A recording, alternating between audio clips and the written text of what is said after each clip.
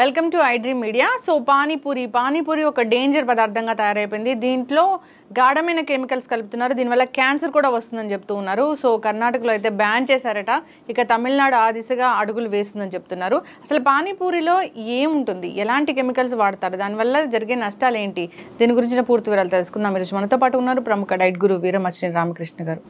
Sir నమస్తే. Sir జనరల్గా పానీపూరి అనగానే దాని మీద మంచి అభిప్రాయం ఉండదు. సో మీలాంటి పెద్దలతో మాట్లాడుతుంటే పానీపూరియా ఎందుకు అలాంటి టేస్ట్ చేస్తారని చెప్తూ ఉంటారు. దానివల్ల అనారోగ్య సమస్యలే అని అంటూ ఉంటారు. కాకపోతే ఈ తరం ఏంటంటే క్రేజీగా దాన్ని టేస్టీగా ఉంటుందని ఖచ్చితంగా తింటూ ఉంటారు. సో పానీపూరిలో గాఢమైన కెమికల్స్ కలుపుతున్నారు, దానివల్ల క్యాన్సర్లు వస్తున్నాయని చెప్తున్నారు. సో ఓవరాల్గా ఆ పానీపూరిలో ఉండే పదార్థాలు ఏంటి, అవి ఎటువంటి అనారోగ్యాన్ని కలిగిస్తాయి, ఏం చెప్తారు మీరు? నిన్న ఈ న్యూస్ నాకంటే ముందు మా అమ్మాయి చూసింది. మా అమ్మాయి చూసి చెబుతుంది, నాన్న దయచేసి రేపు పొద్దున పానీపూరి బ్యాట్ అని చెప్పమాక నాన్న, ప్లీజ్ నాన్న నేను దండం పెడతాను నాన్న, మేము బయటకు వెళ్తే తినేది అలాంటివి, నువ్వు దయచేసి చెప్పమాక నాన్న అంది. ఖచ్చితంగా చెప్పాలి, నువ్వు తీసావు ఇంకోటని కాదు, నిజం చెప్పాలి కదా అన్నావు. అంటే నిజానికి పానీపూరి ఒకటే కాదు. పానీపూరిని ఎందుకు అంటున్నారు? ఇప్పుడు పలానా తెల్ల చొక్కా వేసుకున్నాడు హానికరం అంటారే, గళ్ళ చొక్కా వేసుకున్నాడు మేలు చేస్తాడా? పానీపూరి బాగానే ఉంది. కార్బోహైడ్రేట్ బ్యాన్ చేసి ఎంతకాలమైంది మనం, భారత ప్రభుత్వం అనేక సంవత్సరాలు అయింది. కార్బోహైడ్రేట్ కనుక వాడితే పళ్ళల్లో జైలు శిక్ష. ఇప్పుడు హైదరాబాద్లో కానీ దేశంలో ఏమోలైనా కార్బోహైడ్రేట్ పండు ఏ పళ్ళ దుకాణం చూపిస్తే నేను ఊరేసుకునే సిద్ధం, నేను జైలుకి వెళ్తాను ఇతర రాంగ్ స్టేట్మెంట్ ఇచ్చినందుకు. ఒక్క పళ్ళ దుకాణం చూపించండి కార్బోహైడ్రేట్ పండుని. మరి ఏంటి కార్బోహైడ్రేట్ తిన్న పళ్ళు తింటే నువ్వు మామిడి పళ్ళు నవనవలు ఆడుతూ ఉంటాయి మనకి, అది తింటావు, మన గొంతంతా ఎండిపోయినట్టు అనిపిస్తుంది, రాత్రి అంతా దాహం వేసి మనకు ఉండదు. అదేంటి కార్బోహైడ్రేట్ వచ్చేస్తుంది కదా. మరి నువ్వేం చర్య తీసుకున్నావు కార్బోహైడ్రేట్ మీద?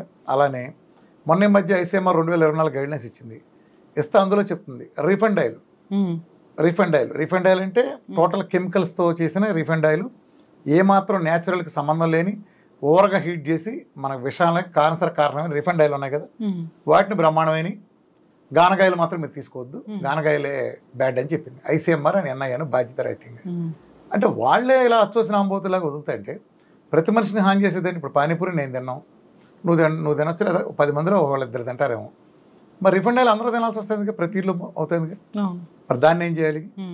దాన్ని బ్యాన్ చేయటం పోయి ఏదో ఐసీఎంఆర్ లాంటి వాళ్ళు ఎన్ఐఎన్ లాంటి వాళ్ళు బాధ్యత రహితంగా ఎలాంటి పరిశోధన లేకుండా సింప్లీ రిఫైండ్ అనే పేరులో ఉంది కాబట్టి రిఫైండ్ మంచిది అంటే కంపేరిటివ్గా దీంతో పోలిస్తే గానకల బ్యాడ్ అంటారు. గానకల బ్యాడ్ అని బ్లేటెంట్ స్టేట్మెంట్ ఇచ్చారు. వాళ్ళని ఏం చేయాలి మరి?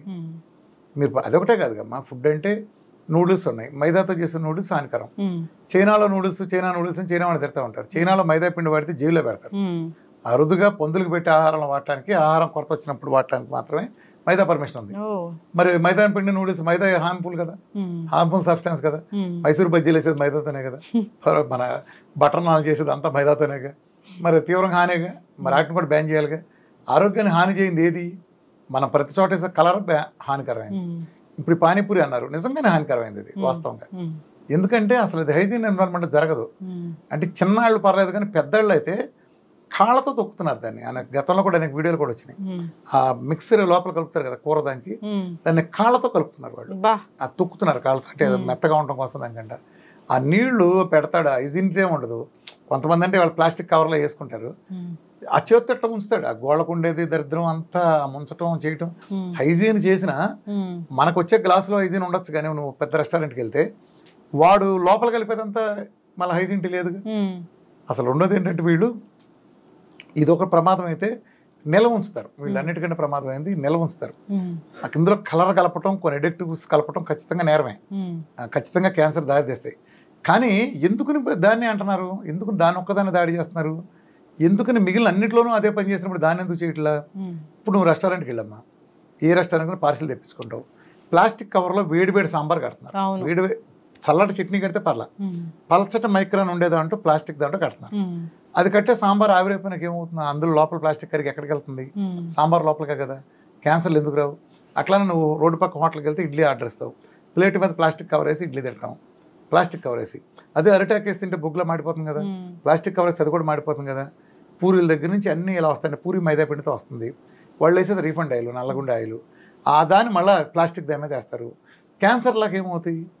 రెండో క్యాన్సర్ రావడానికి ప్రధాన కారణం ఏంటి తెలుసు? అమెరికాలో క్యాన్సర్ రావడానికి మనకంటే ఎక్కువగా అక్కడ ప్రతి ఇద్దరిలో ఒకరికి పుట్టినప్పటి నుంచి చచ్చిపోయేలాగా ఉంటుందని WHO రిపోర్ట్ ఇచ్చింది. దానికి కారణం ఏంటంటే అమెరికాలో 2 పెట్లు ఉంటాయి, ఒకటి సర్ది పెట్టి ఒకటి వేడి పెట్టి, ఓదాని ఫ్రిడ్జ్ అంటారు, ఓదాని హీటర్ అంటారు. ఇది ఫుల్ హీట్లో ఫుల్ కూలింగ్లో చెడతేస్తారు, ఫుల్గా హీట్లో తోసేస్తారు, మొత్తం క్యాన్సరస్ అయిపోతుంది, ఫ్రీ రాడికల్స్ కింద మారిపోతుంది. ఎప్పుడు కూడా తప్పు. మన ఇళ్లలో కూడా చేసే పొరపాట్లు చాలా ఉన్నాయి. క్యాన్సర్ వచ్చి ఆ డీప్ ఫ్రిడ్జ్ నుంచి తీస్తారు, డైరెక్ట్ తీసుకొచ్చి దీంట్లో పెడతారు. ఆ పెట్టడం వలన ఏమవుతుంది, వెంటనే ఫ్రీ రాడికల్స్ తట్టుకోలేదు ఆ పదార్థం, దాన్ని సరిచేసే శక్తులకు ఫ్రీ రాడికల్స్ మారిపోతుంది. అది కాలకొట్ట విషయం. అలానే వంట హైశాఖలో చేస్తారు. ఈ రోడ్డు పక్క చేసేట్ల ప్రమాదం ఇది కాదు, సన్నశాఖం చేయరు వాళ్ళు, హైశాఖం చేస్తారు. ఒకటి రిఫండ్ ఆయిల్ వాడతారు. రోడ్డు పక్క ఏంటి 5 స్టార్ హోటల్ దిగొచ్చినాయి. 5 స్టార్ హోటల్ ఇంకా మోసం. ఎందుకు మోసం అంటే వాడు నిలవ ఉండకపోతే ఈ వ్యాపారులు ఎవరో కూడా పారేరు దాన్ని. ఇవాళ నువ్వు చేసావు, అంతా రెడీమేడ్గా చేసి అందంగా చేసి పెట్టావు, దాని తర్వాత కడిగేస్తారు, వెనిగర్ వేసి కడిగేసేసి డీప్ ఫ్రిడ్జ్లో పడేస్తారు. మరుసటి రోజు తీసేసి హై శాఖలో వేడి చేస్తారు. ఆ వేడి కూడా పొయ్యి మీద ఎలా చేస్తారంటే ఒక ఫ్రైడ్ రైస్ కానీ ఈ కుర్చీలో ఎగరేసేటప్పుడు ఎంత మంట వస్తుంది, హై ఫ్లేమ్లో పెట్టేసి ఎగరేస్తారు. మనకు అంత వేడి మీద పెట్టి పూర్తిగా మనం క్యాన్సర్ని డైరెక్ట్ తెచ్చిపెట్టి అజినమోటో టేస్టింగ్ సాల్ట్ అంటాం కదా, ఈ టేస్టింగ్ సాల్ట్ వేయటం వలన పెద్దలందరూ ఎగబడి వస్తారు. అది మరి ఇళ్లలో ఎందుకు వాడరు, అది క్యాన్సర్ వస్తుంది.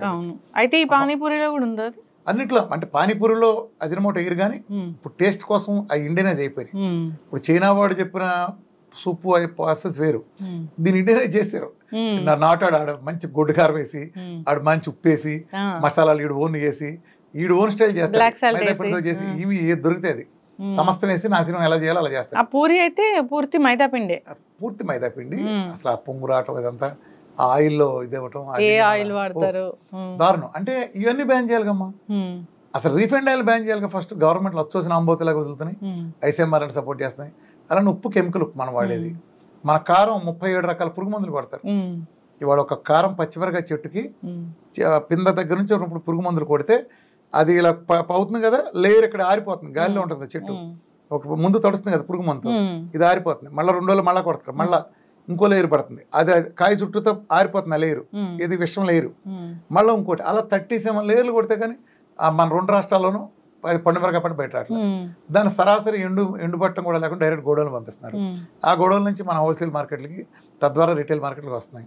మనం వాటిని కొని అంత దగ్గరుండి మనతో కారం పట్టించుకున్నా 37 లేయర్లు కొట్టిన కారం రోజు తింటే కాలకొట్ట విషయం కాకేంటి?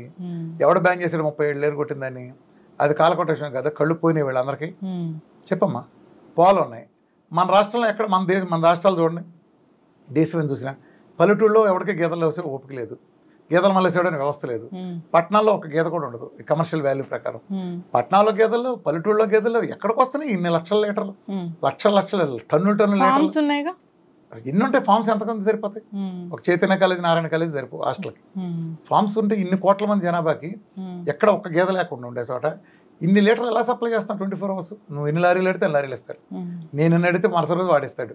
ఎక్కడి నుంచి ఇస్తున్నాడు? నిజంగా వీళ్ళకి ఆడిట్ చేసే దమ్ము ఉందా? ఇన్ని లీటర్ల పాలు ఇన్ని పాల కంపెనీలోకి వెళ్తున్నాయి, ఇన్ని పాల క్యాన్లు ఇదిగో ఈ 10,000 లీటర్లు దీంట్లోకి వెళ్ళినాయి.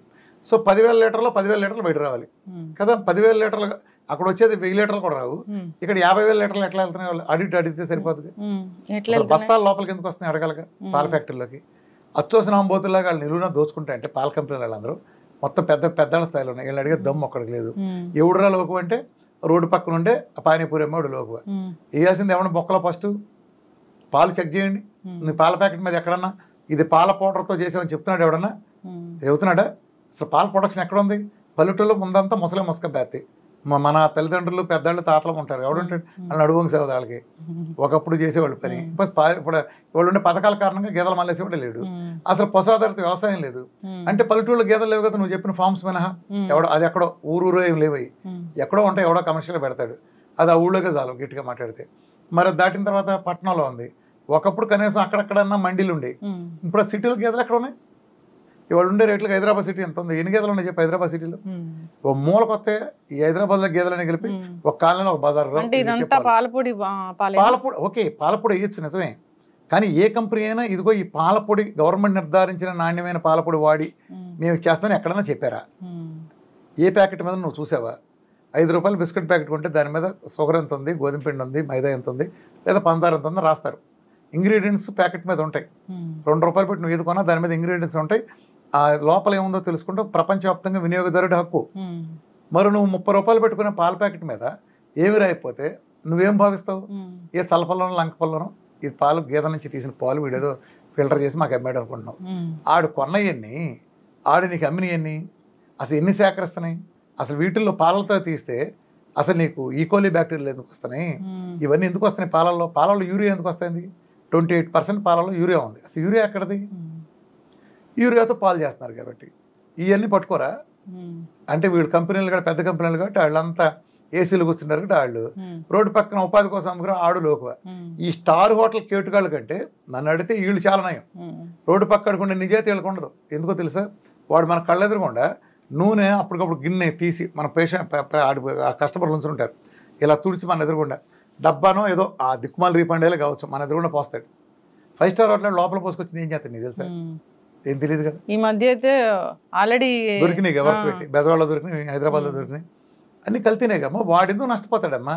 మనం ఒకవేళ ప్లేట్లో బోన్ వదిలేస్తే దాన్ని కూడా తీసుకెళ్ళి కడుక్కో లోపల పడేసి ఇంకోటి పెట్టే రూపాయి చుట్టూ ప్రపంచం నడుస్తాడు. వాళ్ళు ఎలా చేస్తారమ్మా చెప్పు? ఇవాళ ఈ లోకం ఉంటే నీకు వేడి చేయటం ఎట్లా చేశారో తెలియదు, నీకు ప్లేట్లో వేడి ఉందని చూసుకుంటున్నావు. ఆ వేయడానికి మళ్ళీ బాగోతుంది నీకు తెలియట్లేదుగా. ఎక్కడుంది కల్తీ లేకుండా? ఎక్కడుంది? ఆడిని ఎందుకుని రోడ్డు మీద బతికేవాడిని ఎందుకు అటాక్ చేస్తారు మీరు? ఆయన బ్యాన్ చేస్తారు. బ్యాన్ చేసిన ఏం చేస్తారు తెలుసా? స్టార్ హోటల్ ఎక్కడ ఆగదు. అది ఆడేం ఆర్డర్ ఇస్తే అవి 10 చోట్ల వస్తాయి. వీధిలో వాడే లోకువ, రోడ్డు పక్కన పెట్టి శుభ్రంగా అమ్మేవాడే లోకువ. 270 శాంపుల్ తెస్తే 45 శాంపుల్ బ్యాడ్ ఉంది అనుకుందాం. బ్యాడ్ మనకు అలవాటైపోయింది. మరి మనం ప్రతి తినేది కల్తీనే. మనం ఏమి శుభ్రమైన వాతావరణం అంత అద్భుతంగా పెరగట్లా. ఇదే రైడ్ వెళ్ళి 5 స్టార్ హోటల్ మీద చేయండి, దమ్ముంటే తెలుస్తుంది.